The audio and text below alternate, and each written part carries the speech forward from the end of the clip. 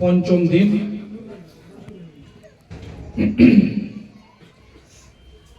আমাদের ওরস মোবারক যেমন পয়লা রজব থেকে 6 রজব পর্যন্ত বাংলার মাটিতে বালুরঘাট দরবার শরীফ খাজা ইসরাইল চিশতি নিজামী কাদ্দাসাল্লাহু সিররাহু যিনি এর প্রতিষ্ঠাতা উনি করতেছে, উনার উসিলায় আমরা এই ওরস মোবারক পালন করে থাকি।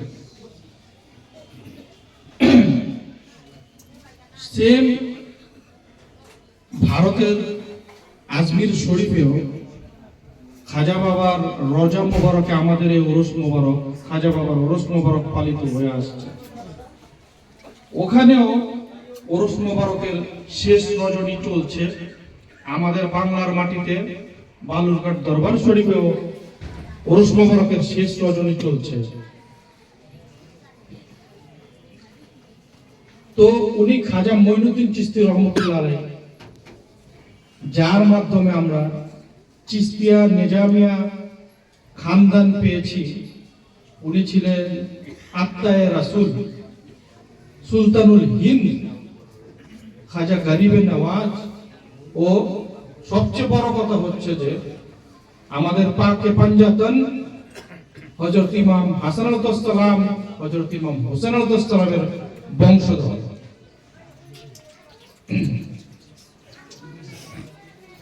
প্রত্যেকটা আউলিয়ার সিলসিলা যারা খাঁটি পীর আছে তাদের সিজরা মোবারক আছে।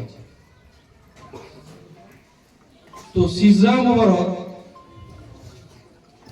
আমার রাসূল পাক সাল্লাল্লাহু আলাইহি সাল্লামের 4 খলিফা হযরত আবু বকর সিদ্দিক রহমতুল্লাহ আলাইহি, হযরত উসমান গনি রহমতুল্লাহ আলাইহি, ওমর ফারুক রহমতুল্লাহ আলাইহি ও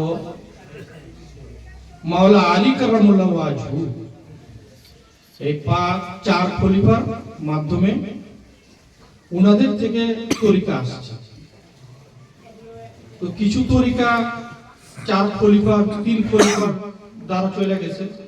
আবু বকর সিদ্দিক, ওসমান গনি, ওমর ফারুক রহমতুল্লাহ আলাইহি থেকে, এটা আমরা শরীয়তের দৃষ্টিকোণ থেকে উনাদের থেকে। আর আমাদের চিশতিয়া নিজামিয়া খানদান হচ্ছে মাওলা আলী কারামুল্লাহ ওয়াজহু থেকে যারা আসছে।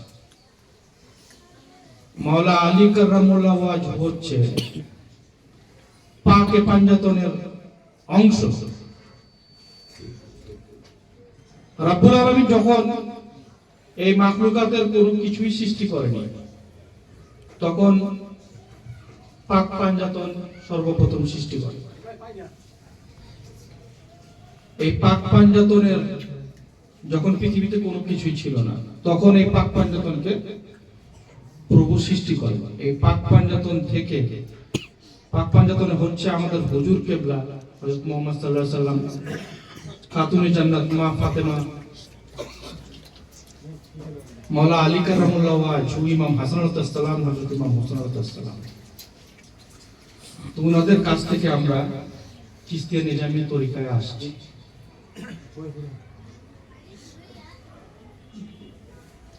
তরিকত বিষয়টা অনেকে পছন্দ করে না মন থেকে।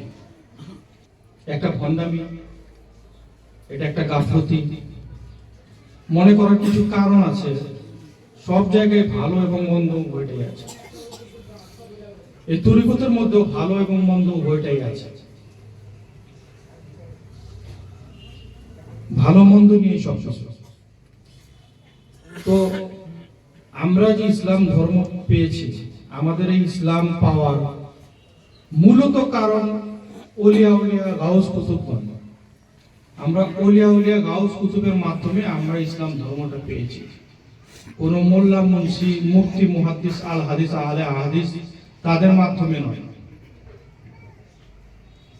আমাদের রাসূল পাক সাল্লাল্লাহু আলাইহি সাল্লামই খাজা মঈনুদ্দিন চিশতি রহমতুল্লাহ আলাইহিকে ভারতবর্ষে পাঠিয়েছিলেন যে হে মঈনুদ্দিন, তুমি যাও ওখানে গিয়ে ইসলাম প্রচার করো, ধর্ম প্রচার করো।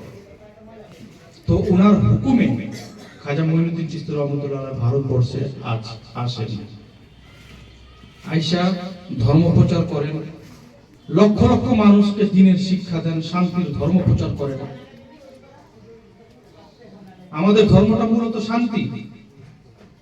আর প্রত্যেক নবী রাসূল গাউস কুতুব আবদাল মুনি ঋষিগণ যারা এই পৃথিবীতে অবতরণ হয়েছে প্রত্যেকেই শান্তির বাণী নিয়ে আসছে। সবগুলো ধর্মের মূলত বিধান হচ্ছে শান্তি। শান্তি যেখানেই বিরাজমান ইসলাম সেখানেই প্রতিষ্ঠিত, না? মূলত প্রত্যেকের ধর্মটাই শান্তি। তো খাজা মঈনুদ্দিন চিশতি রহমতুল্লাহ আলাইহিকে নিয়ে অনেক মানুষ অনেক কটু কথা বলে, কটু বাক্য করে। খাজা বাবা নিয়ে অনেক খারাপ খারাপ মন্তব্য অনেক মানুষ করে। তো তারা হচ্ছে জ্ঞানহীন মানুষ, তারা জ্ঞানহীন মানুষ। আজকে খাজা মঈনুদ্দিন চিশতি রহমতুল্লাহ আলাইহি যদি না আসতো ভারতবর্ষে, রাসূল যদি ওনাকে ভারতবর্ষে না পাঠাইত, তাহলে আমরা আজকে মুসলমান হিসেবে গণ্য হতাম না। আমরা ওই সনাতন ধর্মের হিন্দু নামে পরিচিত থাকতাম।